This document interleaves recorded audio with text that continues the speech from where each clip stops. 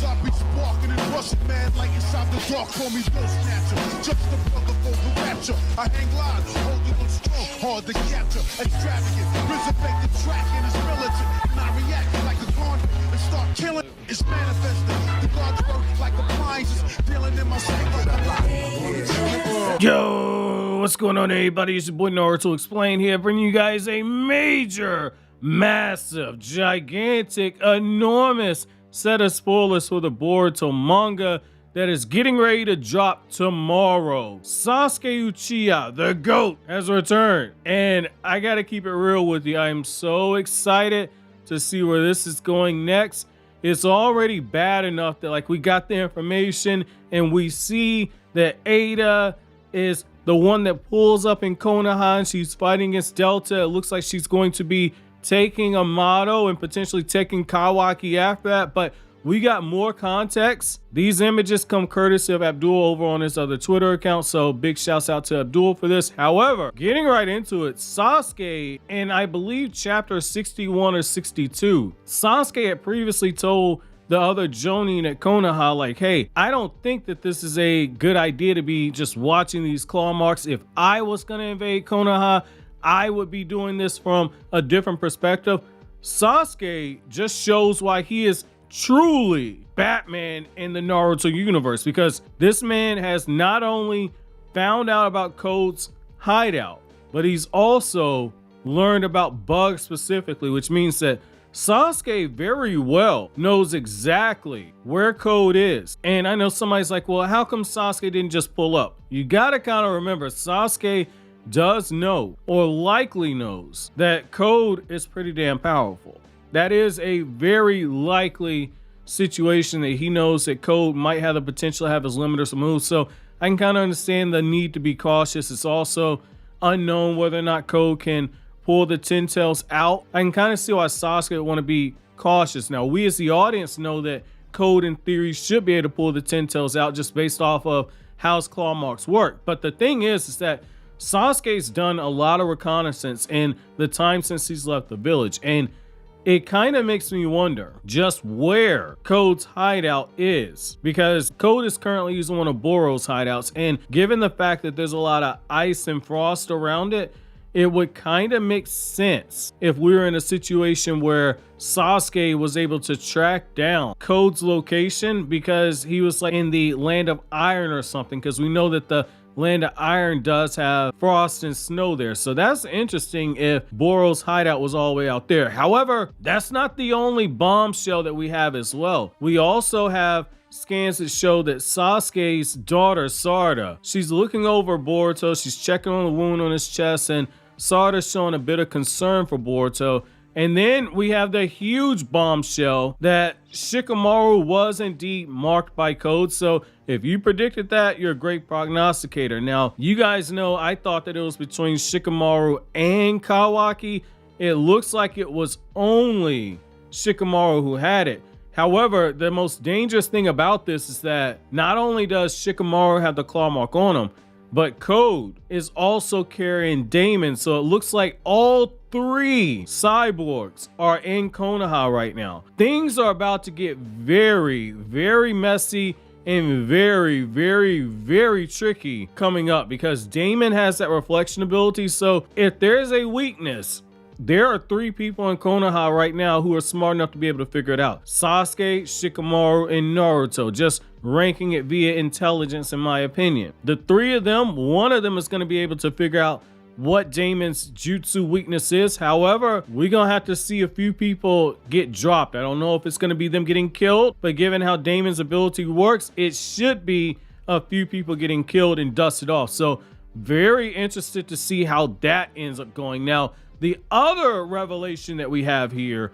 is that Ada has been walking out of the claw marks, and it looks like Code was able to place those claw marks on another structure inside of Konoha, and it kind of makes you wonder, because she's emerging out of it, it makes you wonder how Shikamaru got those claw marks on the back of his neck and he didn't feel anything. You would think that that would be something that's uncomfortable. or at the very least, it'd be something very noticeable. Now, I noticed a few of you guys yesterday said that, hey, what if Ada's ability to control hearts is something that works on Shikamaru? Is there a potential that Ada has some type of a fascination with Shikamaru, like how she did with Kawaki and Boruto? And the thing I would say is that I don't think we have to worry about that, because Ada is a woman that has very high expectations, and Shikamaru is so lazy that I highly doubt that the man is taking care of some personal grooming that takes place downstairs, which is a huge turnoff for a lot of people, which that's actually a good time for me to talk to you about the sponsor of today's video. This video is going to be brought to you by manscaped.com, the global brand for men's grooming and hygiene products. Now, we all can agree that personal grooming downstairs is very important, and Manscaped offers the best tools and liquid formulations for the big three odor zones: your body, your butt, and your balls. Manscaped sent me the Performance Package 4.0. Included in that is the new Lawnmower 4.0. And if you ever been worried about personal grooming downstairs, the skin safe technology got you covered if you're worried about nicks and cuts. And it's also very convenient because it's cordless and it's waterproof, which means that you can use it in the shower, and that makes it very easy for cleanup as well. It also has LED lights on the front that keeps track of how much of the 90-minute battery life you have, and if you need to charge it up, you can use the wireless charging dock. If you tap the button on the front 3 times, it enables the travel lock feature, and to cut it off, just press it 3 times.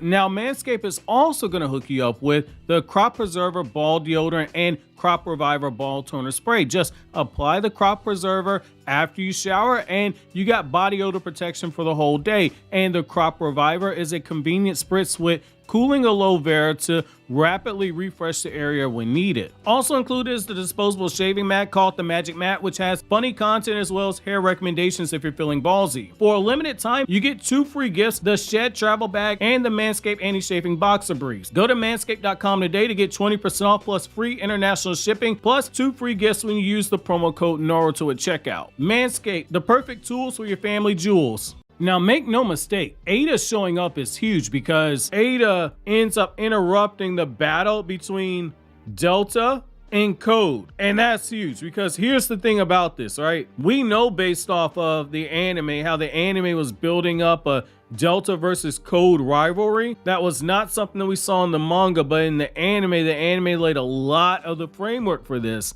And when Delta got shut down, a lot of people such as myself were very disappointed, because like, man, you know, Delta's other body got shut down. They did all this hype of back and forth with Code and Delta. They did the whole who's the traitor angle, and all of that was set up. All of that was set up. You can take those scenes and you can show it to the person who says, oh, the Boruto anime is all filler, and you can point out that this is why you don't go off of those nonsense anime filler and canon episode guides. Boruto is a lot like Black Clover in that there isn't really that much filler in the series. And so I like this right here, because this directly ties it off, and it pays off the whole thing of Code was asking Delta, was she the traitor? And now we have Delta's final body, and Delta's the one that's protecting Konoha. It wasn't the circumstances that Code feared when Code thought that, hey, Delta is the traitor, Delta is the one that's going to be betraying the Kara organization. She's not doing it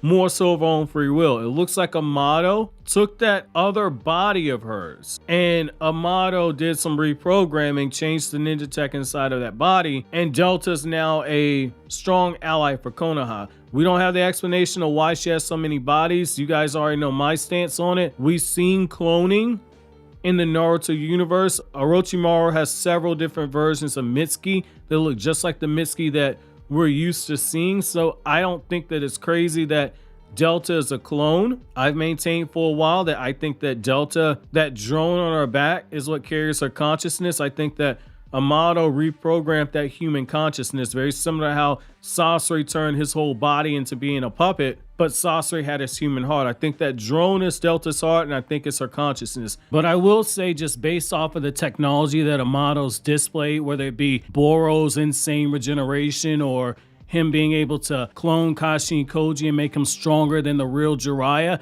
it's not crazy. I'm assuming we're going to get more information on why Delta was still around after the fact. I've seen people confused, and so I'm going to say for the 100th time, there's a difference between androids and cyborgs. Androids are robots that look human. All of the car inner members were stated to be cyborgs, which means that They are humans with mechanical enhancements. I'm going to make the comparison again. Brixton Hicks from the Fast and the Furious Hobbs and Shaw spinoff, that's a cyborg. 17 and 18 from Dragon Ball, they're cyborgs. Even though Funimation called them androids, that is Funimation screwing up the translation. That's why if you read the Dragon Ball manga, they're referred to as being biomechanical humans. The manga even produced a guide to clear everything up. Dr. Gero made androids from Android 9 to Android 16. Everything after that was a cyborg. I like that. I also like that when you look at the panel, the way that Ada's drawn, kind of just stepping out and everything, you get the close-up of her eyes. Very good in terms of what we see right there. So, I mean, overall, it looks like this newest set of spoilers that we're going to get are likely going to be the last set that we're getting. Now, obviously, by the time you guys see this, if there's an update, I will likely have an update in the afternoon. I'm recording this at my time, 1 a.m. in the morning. So if there's something else that drops later this morning, after I get done working out, I will likely have another video in the afternoon because I'm gonna have this one scheduled for likely 12 p.m. or 1 p.m. Depends on what my analytics say is the best time to drop this video. So I want to know from you guys, man, how excited are you about Sasuke hunting down Code? Let me know down in the comment section below. So always, guys, if you like anything I had to say, don't forget to comment, rate, subscribe, and share. Thank you so much for watching to the end. Have an awesome day, guys.